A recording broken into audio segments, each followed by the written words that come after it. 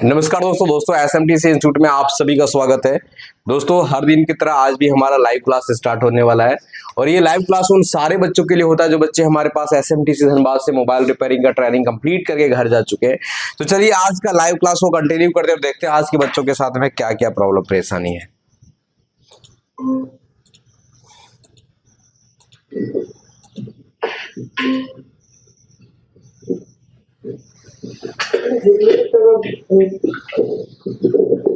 चलिए बताइए किन्हीं के पास कोई इशू होगा तो बोलेंगे फटाफट से।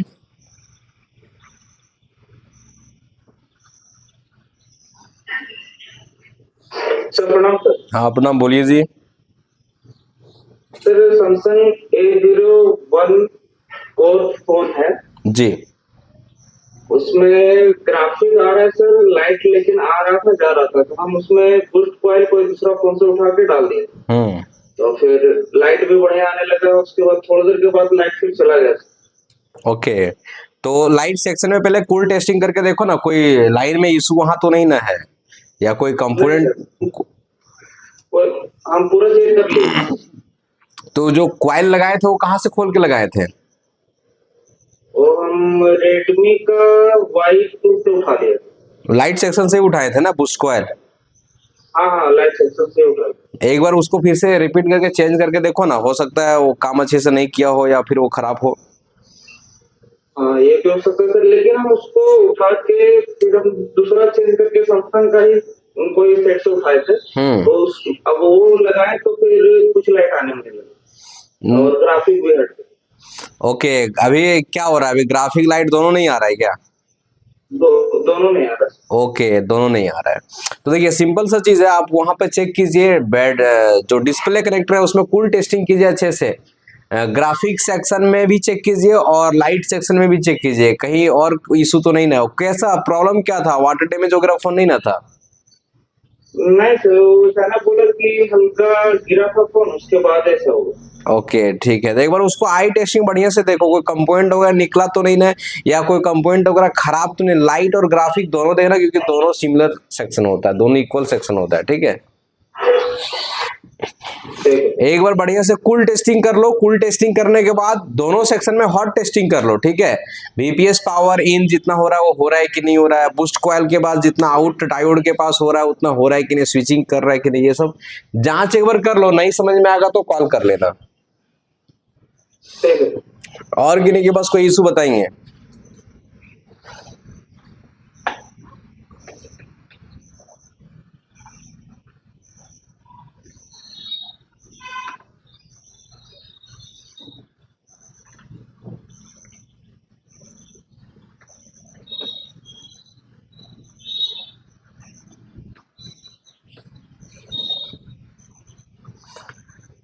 कोई प्रॉब्लम होगा तो बताएंगे जी, लेट नहीं करेंगे, है ना।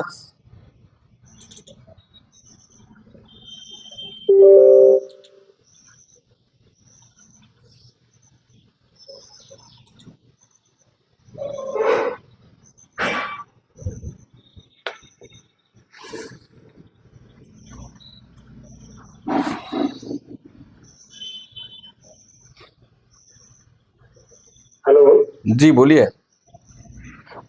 सर, वीवो का Y19 है, तो डिस्प्ले का प्रॉब्लम है, लेकिन जब डीसी मशीन में लगा रहे हैं तो ऑटोमेटिक बहुत रीडिंग ले रहा है 300-400। वो रीडिंग चलता रहता है कि रुक जाता है? चलते हैं 400-500 के रुक जाता है। 400-500 बीच में रुक जाता है। 400-500 के बीच में आकर के रुक जाता है क्या? उसको बैटरी से ऑन करके देखें, डिस्प्ले लगा के, तो क्या बता रहा है? डिस्प्ले नहीं लगाया, जो उसका तो ओल्ड वाला डिस्प्ले था ना, तो उसी से किया था, उसमें नहीं लगाया। तो डिस्प्ले टूटा उटा है क्या? टूटा तो नहीं लग रहा है, खराब है। एक बार उसमें डिस्प्ले को चेंज करके देख लीजिएगा ना, आपको समझ में आ जाएगा। ठीक है, और डीसी मशीन में ऑटोमेटिक एम्पियर ले रहा है तो कहीं शॉर्टिंग लीकेज का भी समस्याएं हो सकता है। तो पहला काम आप बैटरी उसका चार्ज कर लीजिएगा, फोल्डर लगा के चेक कर लीजिएगा, 6 पोर्ट चार्जर का एम्पियर को देख लीजिएगा कितना ले रहा है। उसके बाद देखिएगा वो नया डिस्प्ले में भी फोन ऑन होता है कि नहीं ऑन होता है। ठीक है, वैसे भी अगर नहीं होगा ना तो 300-400 रीडिंग लेकर के अगर रुके तो आप पहले फ्लैशिंग करके देख लोगे, उसमें सॉफ्टवेयर इशू। ठीक है, CPU software software flashing flashing. हाँ, और कोई प्रॉब्लम बताएंगे? जी बोलिए।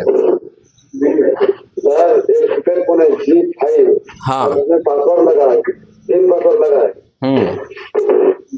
सर, थोड़ा लिख दीजिए। कौन सा सीपीयू उसमें लगा हुआ है?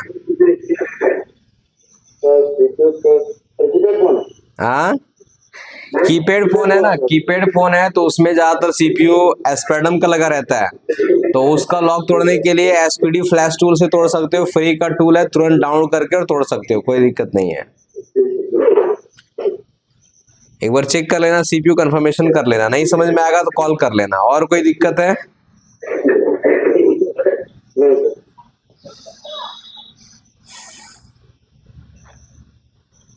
और कोई दिक्कत? हाँ, मॉर्निंग टू, बोलिए। सर एक तो कस्टमर का फोन है सैमसंग A15। तो जो मदरबोर्ड था ना उसको तोड़ दिया। तो कस्टमर बोल रहा है कि मदरबोर्ड नया मिल जाएगा इसका। मदरबोर्ड नया आपको वो सेकेंड हैंड फोन से ही जुगाड़ करना पड़ता है, नया मदरबोर्ड मिलता नहीं है। ठीक है, सेकेंड हैंड फोन खरीद के उसमें मदरबोर्ड आप एक्सचेंज कर सकते हो। नया नहीं मिलता है ना? नया मदरबोर्ड नहीं मिलता है।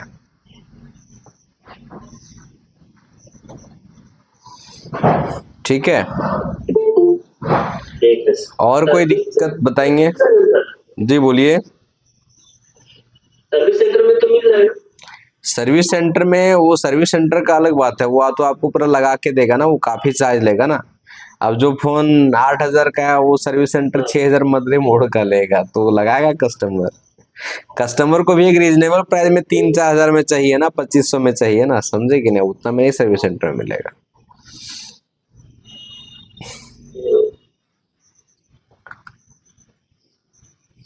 चलिए, और कोई दिक्कत बताएंगे फटाफट जी।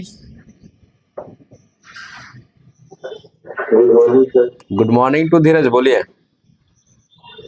सर वीवो 22-17 का फोन था। सब कुछ अच्छा चल रहा था, सिम डालने के बाद भी अच्छा चल रहा था। जब सिम डाल के फोन लगाते थे ना वो तो बंद हो जाता है। हाँ, फिर ऑटोमेटिक खुल जाता है। मतलब सिम लगा के बात करने से ऑटो रीस्टार्ट हो जाता है। बैटरी चेंज करके देखे उसमें क्या? हाँ सर। बैटरी चेंज करके देखे उसमें भी वही चीज हो रहा है क्या? सिम ट्रे में होता है डिटेक्शन का पिन, डिटेक्शन का पिन को चेक करो तो कहीं शॉर्टिंग वूटिंग तो नहीं ना है। डिटेक्शन का पिन जान रहे हो कि नहीं? उसको चेक करके देखें क्या बता रहा है। हाँ, तो एक बार उसको भी चेक कर लीजिए, क्योंकि ये डिटेक्शन का पिन से भी हो सकता है, आपका बैटरी से भी होता है वीवो का फोनों में, इसलिए हम बैटरी को पहले रिप्लेस करने के लिए बोले थे। अगला कोई प्रॉब्लम है तो बताइए। पोको X3 का फोन जो नहीं बताया ना, उसको करने से ना उसका नेटवर्क चल गया। सिम बताता है नेटवर्क नहीं आता। फ्लैशिंग क्यों किए थे? FRP लॉक था, तो FRP लॉक तोड़े थे तब। और FRP लॉक को रिमूव कर रहे थे तो नेटवर्क चला गया क्या? ओके, FRP लॉक रिमूव किए तो देखो उसमें फ्लैशिंग कर दो। ऐसे तो FRP वगैरह रिमूव करने में नेटवर्क वगैरह जाता नहीं है। फ्लैशिंग व्लैशिंग करने में IMEI नंबर कभी कभार करप्ट हो उड़ जाता है, जीरो इनवैलिड हो जाता है, तो अलग चीज है। अनलॉकिंग करने में तो कभी सुने नहीं जाता है, लेकिन कोई दिक्कत नहीं, चला गया तो फ्लैशिंग कर दो उसमें। बहुत सारे फोन में आ जाता है, सब में वापस ही आ जाए ये जरूरी नहीं है, बहुतों में आ जाता है। ठीक है, क्या कि अब सॉफ्टवेयर का काम कर रहे थे उस समय नेटवर्क गया ना, इसीलिए। अगर हार्डवेयर से नेटवर्क जाता तो फ्लैशिंग से नहीं आता। अब सॉफ्टवेयर का काम कर रहे थे इसलिए बोले। ऑनलाइन फ्लैशिंग हुआ, वो न्यू प्रोडक्शन इसे अनलॉक करने दिया नहीं। ओके, समझ गए। ठीक है, तो आप बोले अनलॉकिंग कर रहे थे बाय रे, तो FRP के लिए, FRP करने के लिए फ्लैशिंग नहीं, वो अनलॉकिंग कर रहा होगा। ठीक है, जी जी। और कोई दिक्कत है बताएंगे? Good morning sir. Good morning too, बोलिए। और सर कल नाइट पे फोन आया Realme 7i। हाँ। सर इसमें कस्टमर का कहना है कि मोबाइल चालू था, उसके बाद वो बैटरी डेड हो गया और उसको चार्ज में लगाया तो उसकी वजह से फोन ऑन नहीं हो रहा। तो हम भी चेक किए थे डिजिटल इंफॉर्मेशन में, उसमें सर एम्पियर से 30 से लेके 130-40 तक जा रहा है, उसको चेंज छोड़ दे रहा। जीरो हो जा रहा है क्या? Up and down up and down नहीं सर, अप एंड डाउन हो रहा। अच्छा, अप डाउन आता जाता है क्या? जी सर।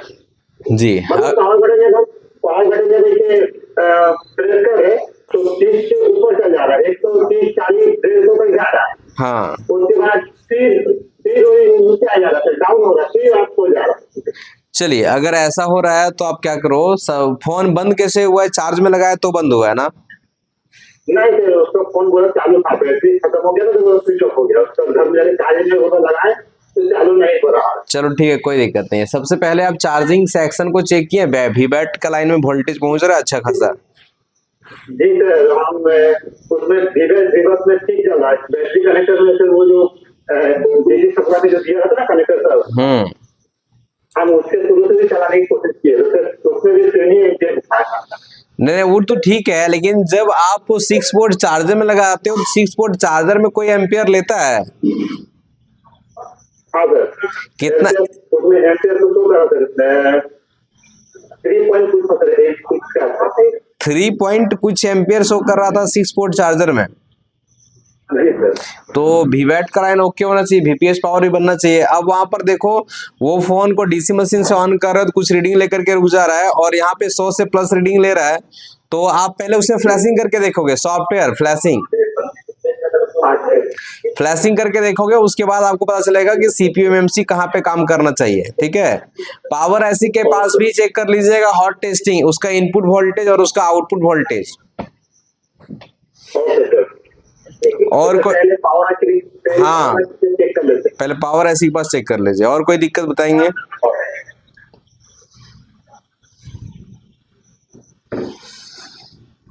और कोई प्रॉब्लम किन्हीं के पास है, फटाफट बोलेंगे जी।